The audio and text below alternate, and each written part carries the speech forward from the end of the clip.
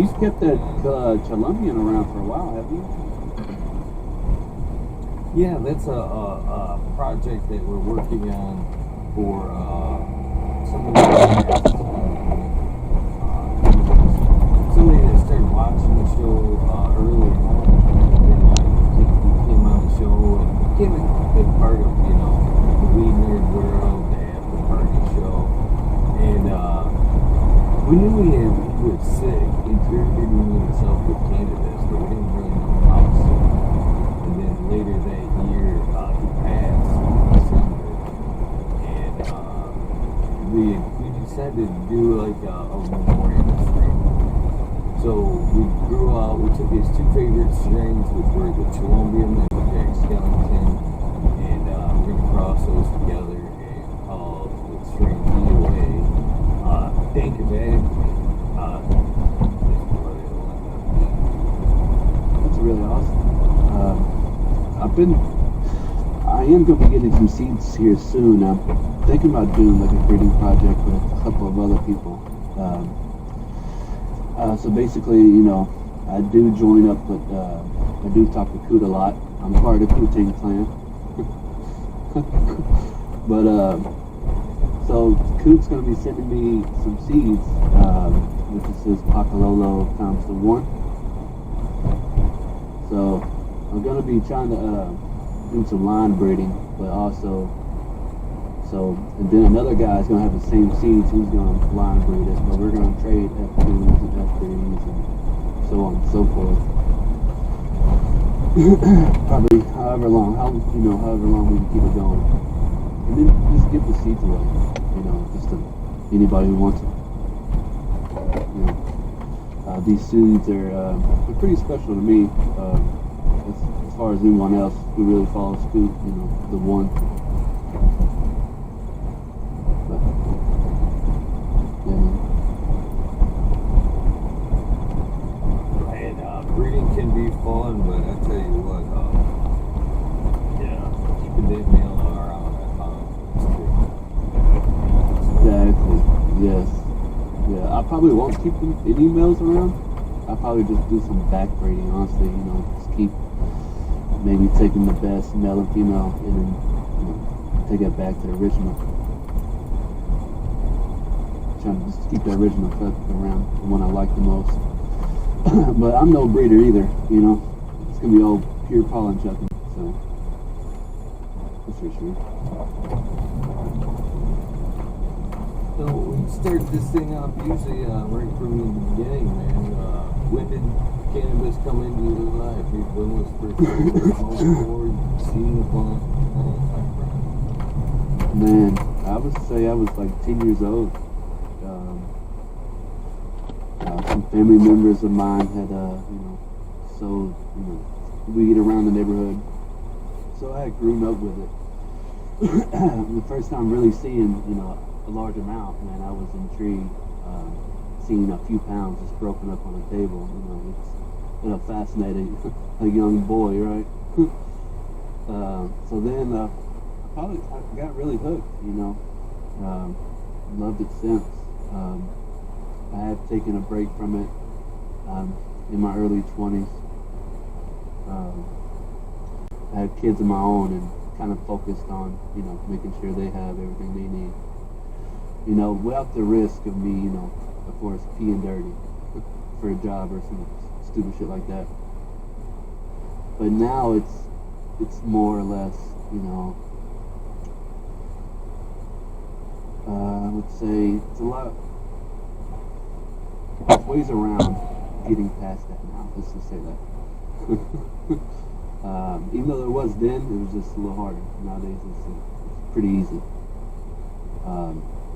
But yeah, so I was young, smoking, a lot, basically getting for free, whatever. But before I had my kids, actually, my brothers and myself and my whole family, they kind of like stopped selling weed and started selling, other things, which led me down a different path. So basically, quit cold turkey, from taking, pharmaceutical, opiates. Basically, I stopped and kind of just, kind of just ran away from that life. You know what I mean? And then settled down and had some kids of my own. But yeah, right now I'm kind of like 3 years into learning everything I'm trying to learn with this cannabis. So it was funny though, because I started actually when I started researching this. The very first show I found was the Cheap Homegrown show. I was like, I must have got really lucky, like really extremely lucky, because I've heard some other horror stories with other shows. I'm like, man, I never got that. But yeah, I love that whole panel. Been watching that since the very beginning. Same with Mission Bros Grow Show, and as yourself as well. So I've been learning from a lot of great people, and I'm forever grateful for that. The knowledge they put out is priceless.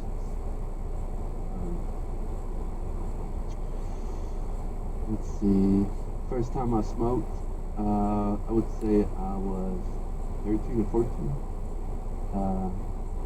And I was given some, I believe, from my brothers. And I got really extremely high.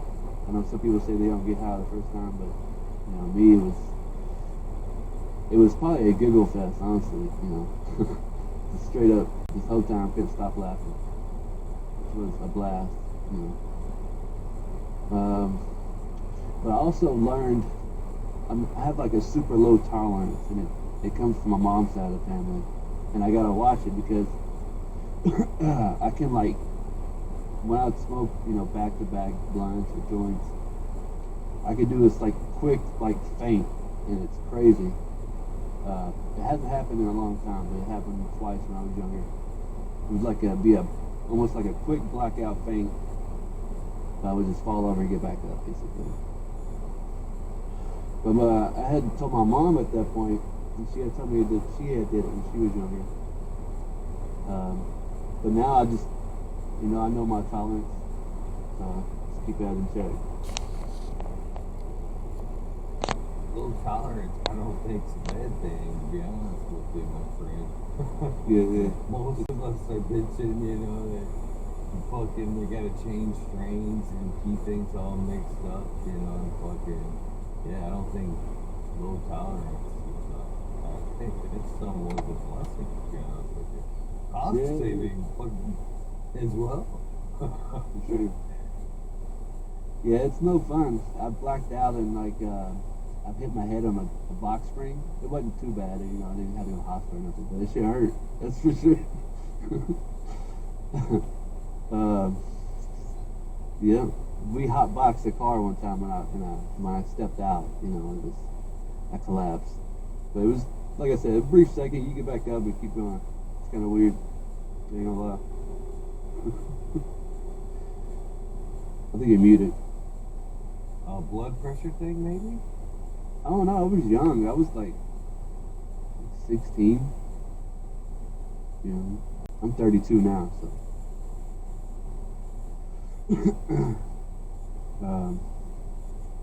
Yeah, man. I've been having a great experience growing. Go ahead. So did it kind of take off? I always kind of wonder, as I hear some of these stories that I didn't. I can't help but wonder, in some cases, I know mine, I was around campus early. I'm on the page that I did get high as well. I can't help but wonder if it isn't something like there isn't almost, excuse the term for those who may be watching, almost like a cherry that needs to be popped. Like a barrier over top of the receptors or something there. That they say if you're around it or at an earlier age, and say secondhand smoke, that barrier's already kind of been slowly wiped away. Maybe where the people, stuff. I don't know. That's, Yeah. I've always wondered if that's a factor. Oh, for sure. I didn't know. It was funny because my aunt, she'd always hit smoke, and it was kind of crazy. I smelled it constantly over her house. No idea what it was, but when we found out what it was, we actually had taken some from her, as little kids. So when she got back, from home, it was hard for her to explain to us what we took. She's like, "You took something from me, but I don't know what it is." But she knew we took it. It was funny. She would never, admit to what she was doing, but it was funny. So, shit. So, do you remember what kind of strains you initially came across in the beginning there? Man, in the beginning, if it was good, it was called Dro, really. It's all we really got here. But it was always called Dro, or, you can tell if you got the break, of course. But it started getting a little better towards the late 2000s. But I remember getting the cactus for sure, because it reeked. But honestly, I couldn't smoke it because it just smelled horrible. Straight up, like a cat pissed on it. So when people talk about this cat piss and how much they miss it, I'm like, God, you can have all of it, dude. Just keep it. Keep it away from me. But yeah, so when people were calling it Dro back in the day, that in my mind that was reference to hydro, which it was. So when I first started growing, I figured the best way is hydro or cocoa, and I did. I took off right out of the water. It was fairly easy, stick to a recipe, dial in your EC and all that. I followed Dr. Coco's, recipe to the T. Led me down a straight path. It was cake. But then I started getting to more organics, just by listening to Coop basically just shit on the whole fucking nutrient scene. And it's just, as soon as he started speaking, it all just clicked. That we got sold like a lie. You know what I mean? We got sold a lie, and then I just wanted to drop all types of nutrients, no matter what it was.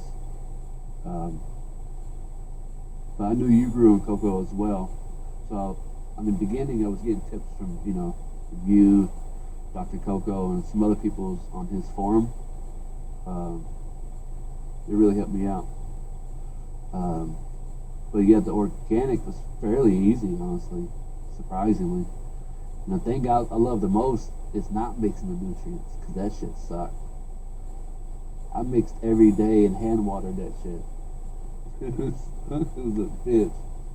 And I didn't have a reservoir, so it was like me just stirring up a 5-gallon bucket every fucking time.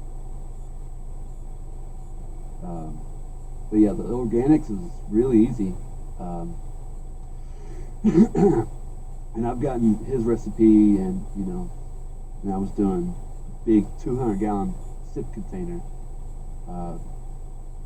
Basically, I just took a smart pot, 200-gallon smart pot that fits perfectly in a 5x5 tent. So just imagine a round smart pot. I grew the 12 blend cover crop with it. Do like a little chop and drop. But yeah, it was all good, and until I got the virus. But it is what it is. Life keeps going. So, but I am going to be trying some outdoor growing this year. for the first time. So it's really exciting for me.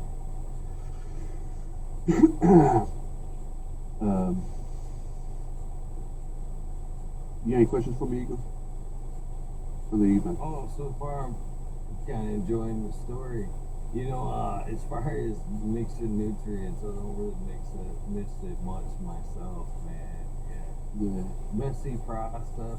I kind of made it worse on myself being as cheap as I am, to be honest with you. Because when I bought my nutrients, when I was buying more of a nutrient program, I would try to tend to buy gallons to save myself some money. And then it fucking, measuring out gallons, little splish, little splash here, you know what I mean? I think you lose a lot, you know what I mean? A lot of your savings just trying to fucking measure shit out. Just keep it steady. I can see that. For sure. It was alright for me. It's just that, man, the mixing nutrients really got to me. If I had an automated system, possibly, I might do a little side by side eventually, just to see what I prefer, truly prefer. But yeah, I'm open to anything, honestly. Aeroponics, aquaponics, any of it.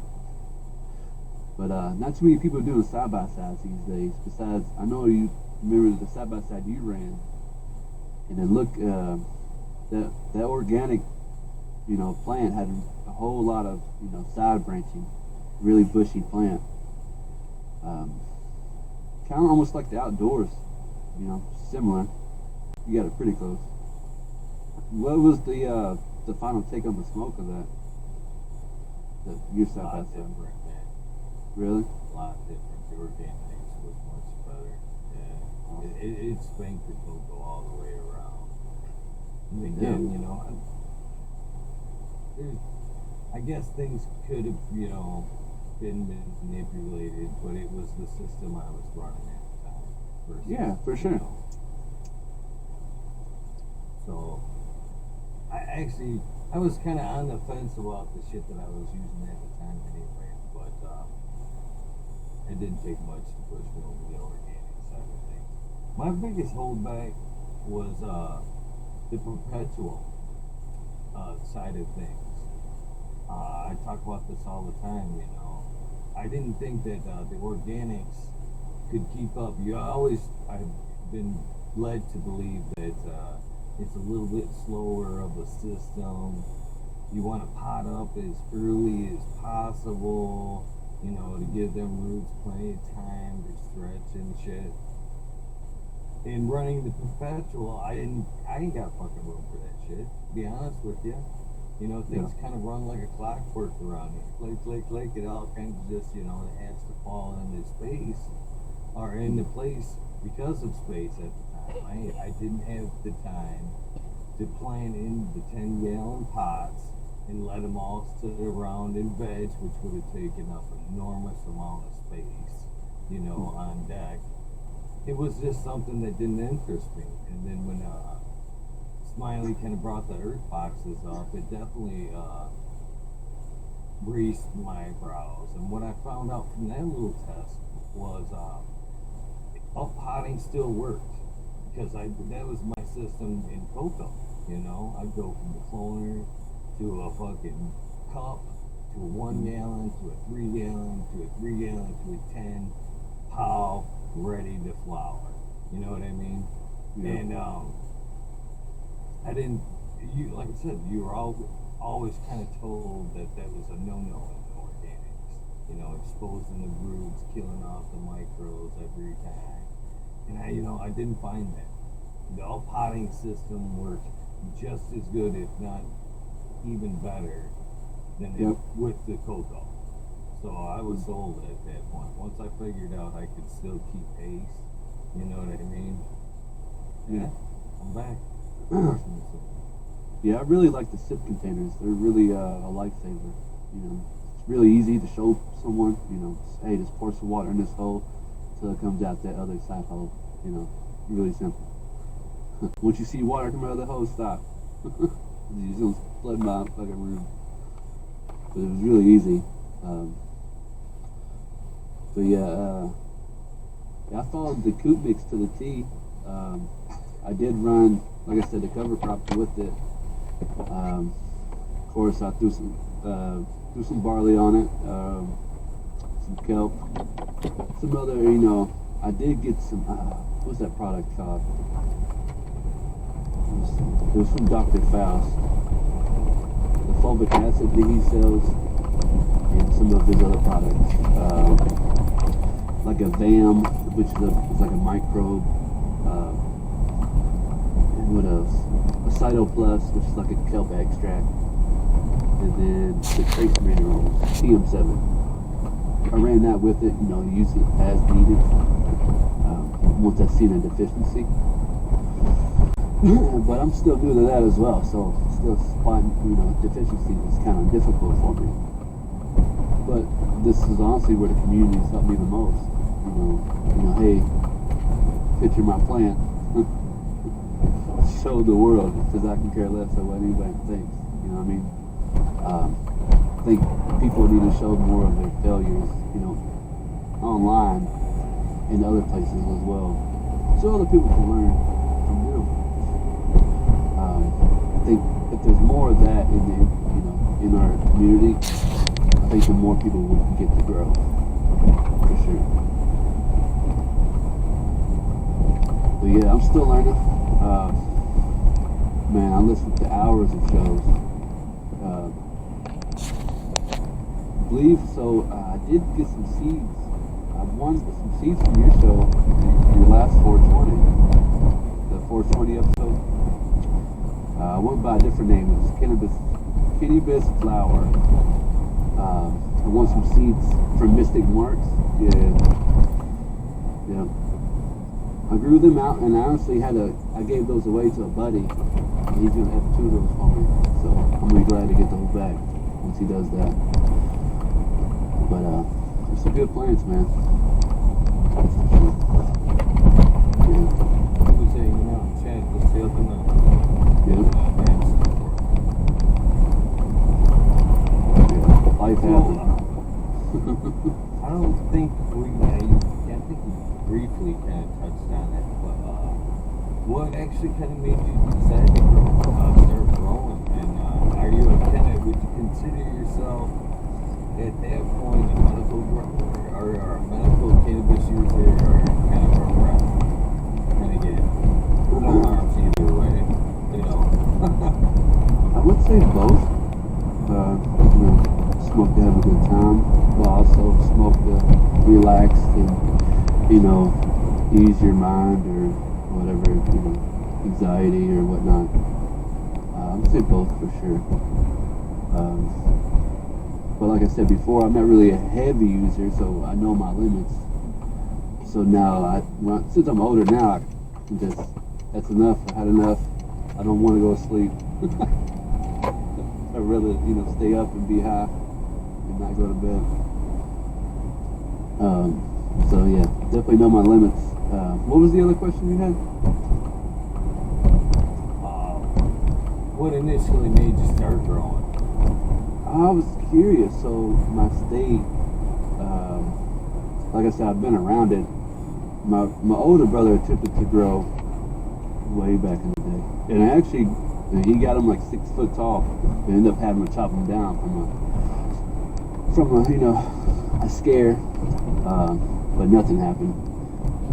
But I always had that in the back of my mind until my state talking about going legal, and ever since then, basically just been researching. As soon as I heard about it, this industry has always intrigued me because, like I said, I've been around it for all my life.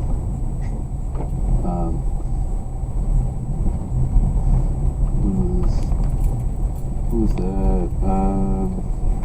Yeah, it was like 3 years ago, almost 3 years ago.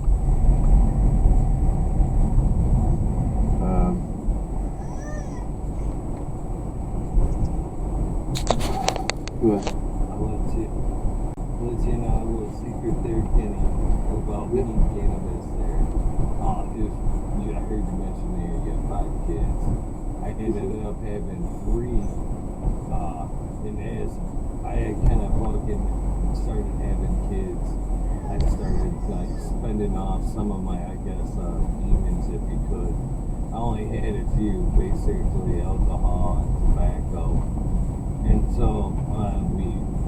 So when I had my first kid, I decided, well, fuck, man, I'm gonna pay for this kid somehow, and I X'd off the alcohol. After the day she was born, I never had a drink after that.